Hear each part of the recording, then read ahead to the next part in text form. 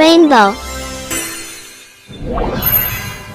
चलिए आज एक ऐसी पौराणिक कथा में चलते हैं जिसमें एक भविष्यवाणी एक अत्याचारी राजा के अंत की वजह बनती है। ये कहानी है नियति और न्याय की, और कैसे भगवान कृष्ण ने अपने ही मामा कंस के आतंक को हमेशा के लिए खत्म कर दिया। और कहानी की शुरुआत होती है एक बहुत ही दमदार लाइन से, लेकिन नियति आ चुकी थी। देखिए, ये कोई आम लड़ाई नहीं थी, ये तो उस भविष्यवाणी का सच होना था जिसे रोकने के लिए कंस ने अपनी पूरी ताकत लगा दी थी, पर नाकाम रहा। तो अब मंच पूरी तरह से तैयार था। बड़े हो चुके कृष्ण का सामना उस क्रूर राजा कंस से होना था जिसके अंत की भविष्यवाणी सालों पहले ही हो चुकी थी। और इसी डर ने, आप सोचिए, उसे अनगिनत पाप करने पर मजबूर कर दिया था। तो इस आखिरी टक्कर के लिए जगह कौन सी चुनी गई? मथुरा का एक विशाल कुश्ती का अखाड़ा। ये कोई चोरी छिपे किया गया षड्यंत्र नहीं था, बल्कि पूरे राज्य की प्रजा के सामने दी गई एक खुली चुनौती थी। कंस चाहता था कि सब अपनी आंखों से उसकी झूठी ताकत का प्रदर्शन देखें। पर इसी अखाड़े में कृष्ण अपनी बेजोड़ शक्ति का वो प्रदर्शन करने वाले थे जिससे अत्याचारी कंस का सिंहासन हिलने वाला था। अब दांव पर कंस का तख्त था और मथुरा का भविष्य भी।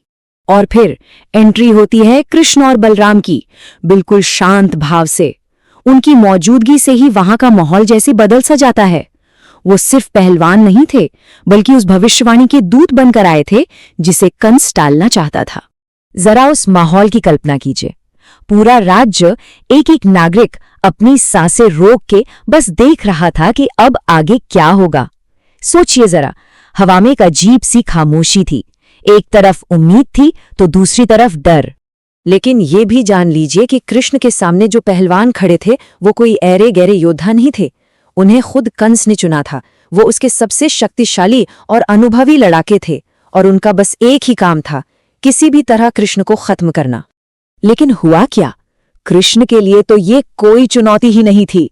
पहला ही पहलवान, जो बहुत शक्तिशाली माना जाता था, पलक झपकते ही धूल चाट रहा था। ये तो बस एक शुरुआत थी जो कंस के दिल में खौफ पैदा करने के लिए काफी थी। और ये सिलसिला रुका ही नहीं।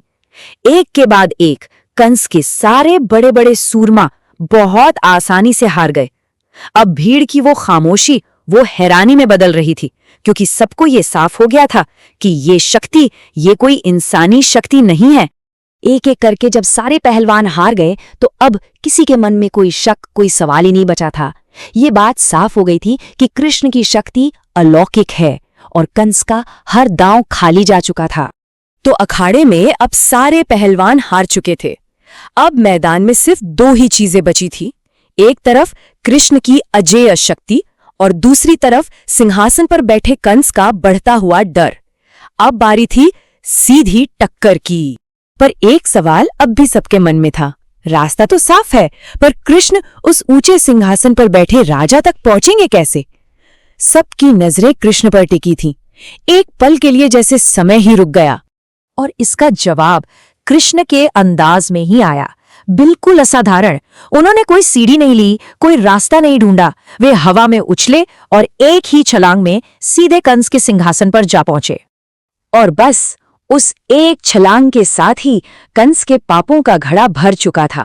उसके अत्याचारी राज के आखिरी पल आ चुके थे। कंस घबराकर भागने की कोशिश करता है सिंहासन से, लेकिन कृष्ण उसे बालों से पकड़कर नीचे जमीन पर खींच लेते हैं। और बस एक ही पल में उसकी सालों की क्रूरता का हमेशा हमेशा के लिए अंत हो जाता है। और कंस के अंत के साथ ही मथुरा के लोगों ने आजादी की सांस ली। सालों का वो डर, वो जुल्म एक ही दिन में खत्म हो गया। ये एक नई सुबह थी। तो आखिर में ये सिर्फ एक अत्याचारी राजा का अंत नहीं था, ये था न्याय।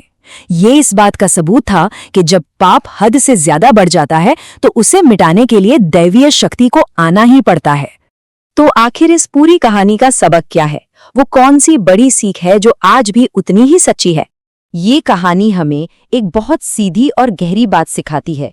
बुराई चाहे कितनी भी बड़ी और ताकतवर क्यों न नजर आए, जीत हमेशा सच और धर्म की ही होती है। और आखिर में ये कहानी हमें एक सवाल के साथ छोड़ जाती है जिस पर सोचना बहुत जरूरी है।